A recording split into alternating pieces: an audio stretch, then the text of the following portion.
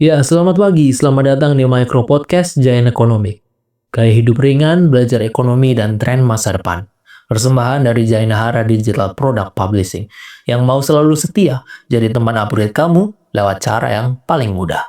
Bersama saya, Kidung Alexander, sebagai host kamu. Kabar baik semuanya? Pastinya ya. Jadi ini adalah episode perdana kita, episode pertama dari program baru dari Jainahara Digital Product Publishing. Micro Podcast, di mana di sini kita akan bahas semua yang berhubungan dengan ekonomi dan tren masa depan untuk upgrade diri kita dengan cara yang ringan dan mudah dipahami. Jadi, pembahasan kita hari ini jujur saja ada di genggaman kita sehari-hari, tapi justru nggak sering kita sadari. Nah, di sini kita akan membahas tentang uang digital versus uang konvensional. Siapa nih yang akan bertahan? Menurut kamu, siapa yang akan kita pakai dalam setidaknya 5 tahun ke depan? So, without further ado, mari kita mulai.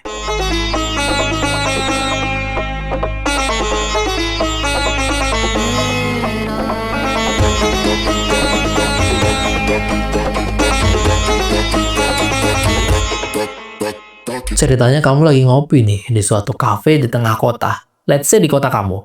Well, dari mana kamu berasal? Dari kota mana? Coba tulis di kolom komentar biar kita bisa absen nih di episode selanjutnya. Oke, kita lanjut. Kamu lagi di cafe ceritanya. Otomatis kamu bayar pakai QRIS. Nah, udah lumayan banyak nih yang tidak lagi nerima cash sebagai pembayaran untuk mereka. Nah, contoh lain, kamu transfer ke teman digital yang pakai e-wallet. Easy. Gaji bulanan masuk ke rekening digital, bank digital kamu belanja bulanan, tinggal klik di aplikasi. So, pertanyaannya sekarang adalah kapan terakhir kali kamu pegang uang kertas, uang cash, untuk operasional semuanya ya, untuk kehidupan sehari-hari. Jadi, uang digital ini bukan cuma sekedar tren, ini sudah jadi bagian dari hidup kita. Nah, tapi apakah ini berarti uang konvensional akan hilang? Ada yang tahu jawabannya? Oke, mari kita bahas pelan-pelan. Uang konvensional, uang fisik, uang kertas, uang koin, ya yang kita kenal sejak kecil gitu ya. Kelebihannya apa aja sih? Jadi yang pertama bisa dipakai tanpa sinyal. Nah, nggak butuh teknologi ribet. Lebih nyata secara psikologis karena tangible kan ya. Kita sendiri yang pegang secara fisikal. Tapi kekurangannya juga jelas. Rawan hilang atau dicuri. Sulit dilacak. Ya kan? Nggak efisien apalagi untuk transaksi jarak jauh. Nah, sedangkan dengan uang digital, saldo di e-wallet, mobile banking, bahkan poin belanja kita, kelebihannya apa aja? Yang pertama, cepat. Yang kedua, praktis. Yang ketiga, bisa dilacak dan dianalisis. Ya, itu kelebihannya. Tapi kekurangan juga ada.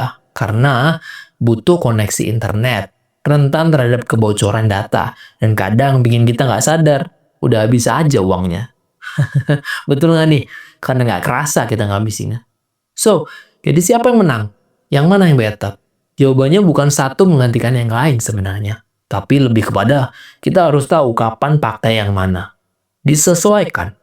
Uang digital cocok buat transaksi harian kita. Untuk bayar tagihan, kirim uang, dan lain-lain. Uang konvensional masih dan akan tetap relate kok buat kondisi darurat, transaksi informal, atau saat teknologi lagi nggak bisa diandalkan. Betul apa betul? Jadi buat saya pribadi, well kita semua nggak perlu pilih salah satu. Begitupun saya di sini, kita justru perlu melek dua-duanya, belajar dua-duanya. Karena ya dunia keuangan ini bukan sekedar soal uang mana yang paling kuat, tapi soal siapa yang paling adaptif. Sebenarnya kalau kita ngerti cara uang digital, kita bisa lebih hemat, lebih aman, dan lebih siap untuk menghadapi masa depan.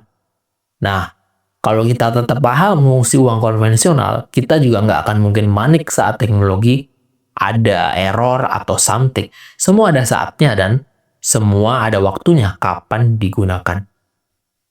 Jadi buat kamu yang lagi mau bangun karir, lagi mikir soal masa depan finansial, atau cuma pengen ngerti dunia yang makin digital, mulai aja dari hal yang kecil. Cek fitur e-wallet kamu, maksimalkan dengan luar biasa, pelajari cara kerja QRIS yang sebenarnya, pahami keamanan transaksi digital.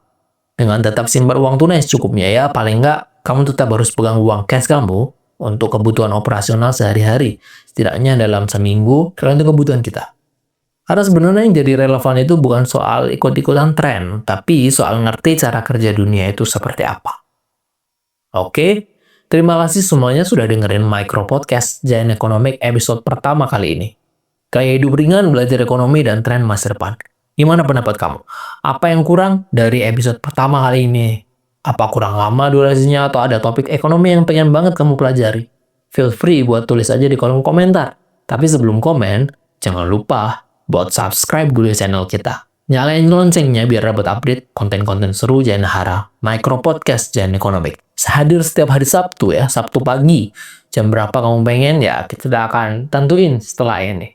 Jadi jangan lupa buat share, komen, dan terus support channel kita biar kita bisa terus grow bareng kamu semua. I think itu aja sih untuk episode kali ini. Sekali lagi thank you buat semuanya. Kita ketemu lagi di episode minggu depan. See you around. Dadah.